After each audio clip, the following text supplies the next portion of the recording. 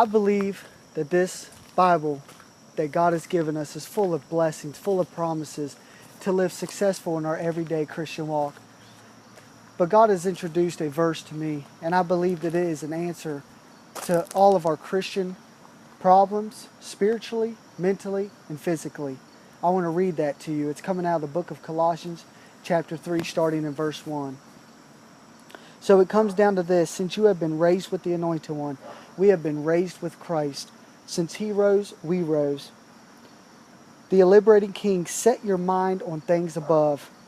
Now I believe that the Lord is telling us this because if we set our minds above, our minds will control everything else in our life. It's a control tower of our life. And when we keep our minds above, we keep it on what God thinks and His point of view. The anointed is there seated at God's right hand. Stay focused on what's above, not on earthly things, because your old life is dead and gone. We must remember every day that our old life is dead and gone. When Christ died, we died.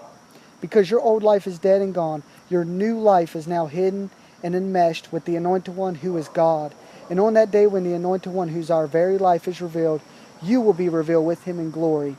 And this is the most important verse I think that sticks out to me, and I believe that it's the answer to all of our problems. Kill your earthly impulses, loose sex, impure actions, unbridled sensuality, wicked thoughts, and greed, which is essential idolatry. It's because of these that the God's wrath is coming to which is essential idolatry. It's because of these that God's wrath is coming upon the sons and daughters of disobedience. So avoid them at all costs. God says avoid them at all costs. These are the same things that you were once these things. But now make sure you shed these things: anger, rage, spite, slander, and abusive language.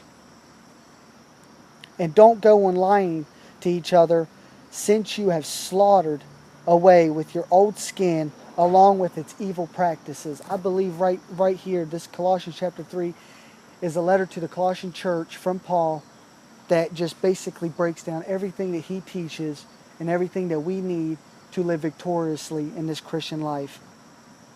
For a fresh new you, we're renewed every day in the knowledge of God. We are being continually renewed in knowledge according to the image of the one who created you. In this recreation, there is no distinction between Greek and Jew, circumcised and uncircumcised, barbarian and conqueror, or slave and free, because the anointed, which is Christ, is the wholeness and dwells in us all. God is the one who makes us whole. He dwells in every single believer.